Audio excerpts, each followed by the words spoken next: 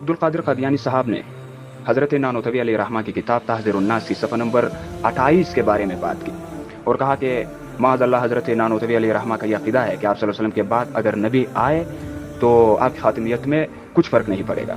یہ بالکل جھوٹ ہے, الزام ہے. انشاءاللہ میں آگے اس بات کی وضاحت کروں گا کہ حضرت نانوتوی علیہ الرحمہ کا عقیدہ کیا ہے ختم نبوت کے حوالے سے. لیکن پہلے میں مختصر حضرت نانوتوی رحمہ اللہ کی کتاب تحذیر الناس کی صفحہ نمبر 28 پر بات کروں گا.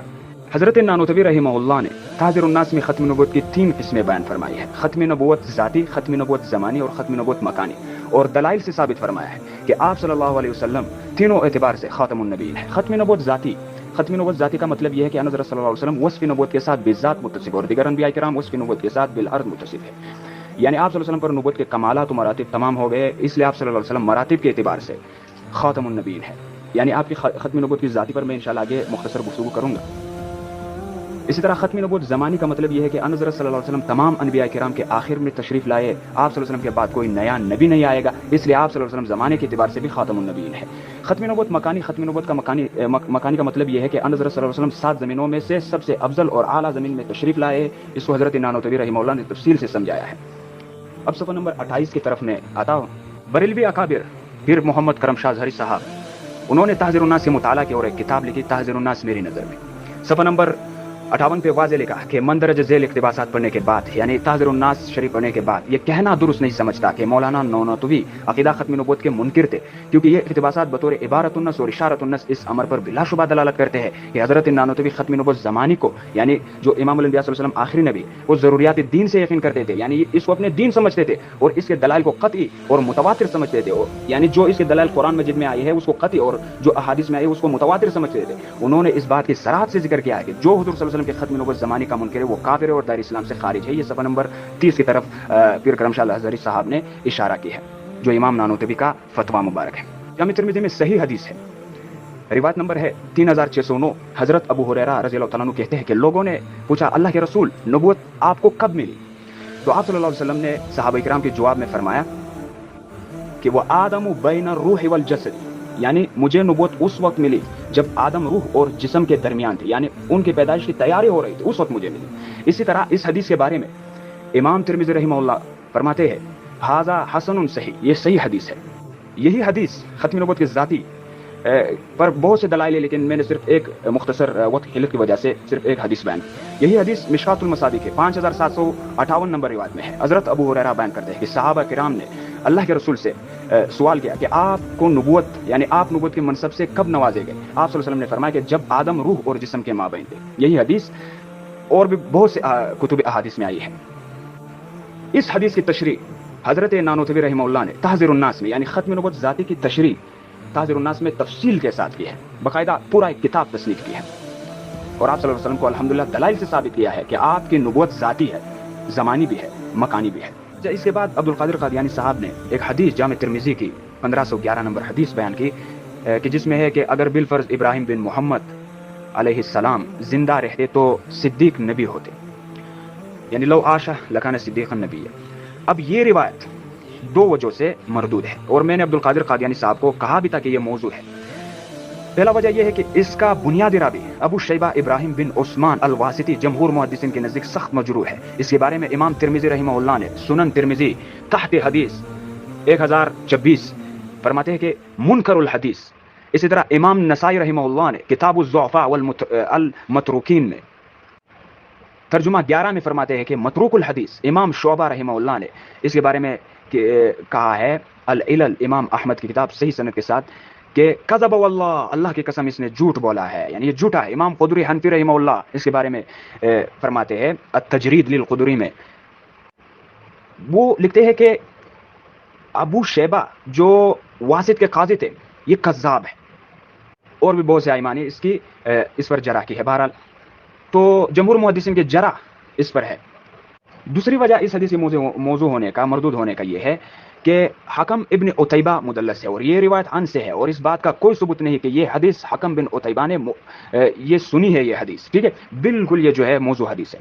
اس کے بعد بھی اس نے بہت سے باتیں کی ہے, لیکن چونکہ ابھی وقت نہیں ہے, انشاءاللہ کسی اور موقع پر میں اس کے بھی جوابات دوں گا. جو صحیح بخاری حضرت عبداللہ ابن ابی اوفا رضی اللہ تعالیٰ عنہ کی روایت کے بارے میں اس نے جو بات کی ہے اور بھی وہ سی باتیں کہ شاہ اسماعیل شہید رحمہ اللہ کے بارے میں کی ہے، ان سب باتوں کا کسی اور موقع پر جواب دوں گا۔ اب میں مختصر حضرت نانوتوی رحمہ اللہ کے عقیدہ ختم نبوت بیان کروں گا۔ ختم نبوت کے بارے میں حضرت نانوتوی رحمہ اللہ مناظرہ عجیبہ کے صفحہ نمبر 144 میں واضح اپنا عقیدہ لکھتے ہیں کہ عقیدہ ختم نبوت میرا دین و ایمان ہے، آپ صلی اللہ علیہ وسلم کے بعد جو دعویٰ کرے وہ کافر ہے۔ امام اہل سنت امام الکبیر حضرت نانوتوی رحمہ اللہ کا عقیدہ ختم نبوت۔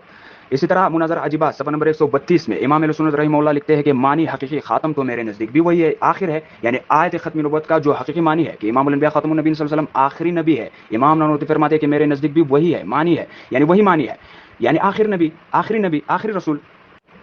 حضرت نانوتوی رحمہ اللہ ایک اور مقام پر لکھتے ہیں کہ خاتمت الزمانی یعنی امام الانبیاء صلی اللہ علیہ وسلم آخری نبی ہے، اپنا دین و ایمان ہے، یعنی امام الانبیاء صلی اللہ علیہ وسلم آخری نبی ہے، یہ میرا دین بھی ہے، میرا ایمان بھی ہے، نہ کہ تہمت کا البتہ کچھ علاج نہیں۔ یعنی یہ جو لوگ الزام لگاتے ہیں کہ امام نانوتوی ختم نبوت زمان کے منکر ہے، امام اہل سنت فرماتے ہیں کہ یہ ایک تہمت ہے جس کا علاج اس دنیا میں نہیں ہے۔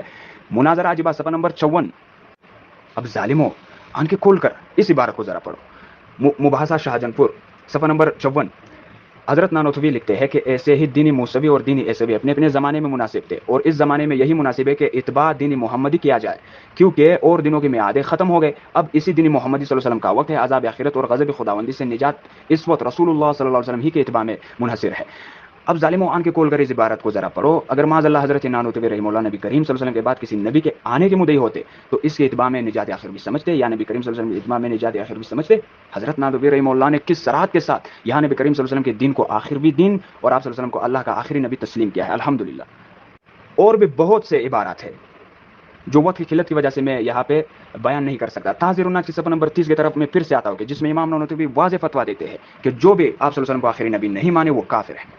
اب دیکھیں کہ نبوت کسی ذات کا نام نہیں ہے بلکہ نبوت ایک وصف ہے، اور نبی ذات مال وصف کا نام ہے، یعنی نبی وہ شخصیت ہے جو وصف نبوت کے ساتھ متصف ہے۔ پھر مزید غور کیجئے کہ سارے انبیاء جو تعداد میں 1,00,000 سے زیادہ ہے وہ وصف نبوت کے ساتھ بذات متصف ہے یا بالعرض، یا بعض بذات اور بعض بالعرض۔ لا محالہ ماننا پڑے گا کہ ان میں سے کوئی ایک نبی وصف نبوت کے ساتھ بذات متصف ہے اور باقی سارے انبیاء وصف نبوت کے ساتھ بالعرض متصف ہے۔ یہی مضمون خاتم النبیین میں بیان کیا گیا ہے کہ ان حضرت صلی اللہ علیہ وسلم کی نبوت تو بذات ہے اور دیگر انبیاء کرام کی نبوت آپ کی نبوت کا فیض ہے، جہاں جہاں آپ کا فیض پہنچا وہ وصف نبوت کے ساتھ متصف ہو گئے، یعنی حضور نبی کریم صلی اللہ علیہ وسلم تمام انبیاء کرام کی نبوت کا منبع اور سرچشمہ ہے۔ آپ کی نبوت کے طفیل میں سارے انبیاء کی نبوت وجود میں آئی ہے، لہذا تمام انبیاء کی نبوت چاہے وہ رسول ہو یا نبی ہو خاتم النبیین کی نبوت کا فیض ہے۔ یہی آپ صلی اللہ علیہ وسلم کا سب سے بڑا کمال ہے، اور عام لوگ جو خاتم النبیین کا مطلب صرف یہ سمجھتے ہیں کہ آپ صلی اللہ علیہ وسلم تمام انبیاء کے آخر میں تشریف لائے ہیں اور آپ صلی اللہ علیہ وسلم صرف زمانے کے اعتبار سے خاتم النبیین ہے، یہ صرف سرسری بات ہے۔ تو امام نانوتوی رحمہ اللہ نے اس نبوت ذاتی پر بحث کی ہے تحذیر الناس کی صفحہ نمبر 28 پہ، یہ میں نے مختصر بیان کی، یہ ہے امام نانوتوی کی عبارت کا مطلب۔ اب اس کے بعد امام نانوتوی رحمہ اللہ نے صفحہ نمبر 28 پر ایک مثال بیان کی۔ امام اہل سنت امام نانوتوی رحمہ اللہ نے بالفرض بیان کر کے یہ واضح پہلے بتا دیا کہ امام الانبیاء خاتم النبیین صلی اللہ علیہ وسلم کے بعد نیا نبی آنے کے امکان ہی نہیں ہے، محال ہے، ناممکن ہے کہ آپ کے بعد نبی آئے، آپ صلی اللہ علیہ وسلم آخری نبی ہے، آخری رسول ہے، الحمدللہ پہلے بتا دیا۔ امام نانوتوی نے مزید لکھا کہ اب آپ کے بعد جو دعویٰ کرے وہ اپنا نقصان کرے گا، اس میں امام الانبیاء صلی اللہ علیہ وسلم کی خاتمیت میں فرق نہیں آئے گا، کیونکہ آپ صلی اللہ علیہ وسلم آخری نبی ہے، آخری رسول ہے، آپ کے بعد نیا نبی آنا محال ہے، ناممکن ہے۔ اب آپ صلی اللہ علیہ وسلم کے بعد جو دعویٰ کرے وہ کافر مرتد کذاب ہوگا۔ اس میں امام الانبیاء خاتم النبیین صلی اللہ علیہ وسلم کی ختمی نبوت میں اس کے جھوٹے دعوے سے کچھ فرق نہیں آئے گا۔ مرزا قادیانی نے جھوٹا دعویٰ کیا، میں اس قادیانی سے پوچھتا ہوں کہ کیا اس میں امام الانبیاء صلی اللہ علیہ وسلم کی ختمی نبوت میں فرق ہے؟ نہیں۔ اسی طرح مسلمہ کذاب، اسود انسی کذاب، سجا بنت حارث وغیرہ وغیرہ جو جھوٹے مدعیان نبوت گزرے ہیں، کیا ان کے جھوٹے دعوے سے امام الانبیاء صلی اللہ علیہ وسلم کی ختمی نبوت میں فرق آیا؟ نہیں۔ اگر میں آپ سے پوچھوں قادیانی صاحب عبد القادر تو آپ کا جواب یہی ہے کہ نہیں۔ تو امام نانوتوی کا بھی مطلب یہی ہے کہ آپ صلی اللہ علیہ وسلم آخری نبی آخری رسول ہے، جو دعویٰ کرے وہ اپنا نقصان کرے گا۔ اور یہاں پہ صفحہ نمبر 28 پہ آپ صلی اللہ علیہ وسلم کی ختمی نبوت زمانی نہیں بلکہ صفحہ نمبر 28 پہ ختمی نبوت ذاتی پر بات ہو رہی ہے، جس کی تفصیل میں نے اپنے دوسرے وائس میں بیان کی، ٹھیک ہے۔ اس کے بعد صفحہ نمبر 30 میں امام نانوتوی رحمہ اللہ نے ختمی نبوت زمانی پر بات کی اور واضح فتویٰ دیا کہ جو امام الانبیاء صلی اللہ علیہ وسلم کو آخری نبی نہیں مانے وہ کافر ہے۔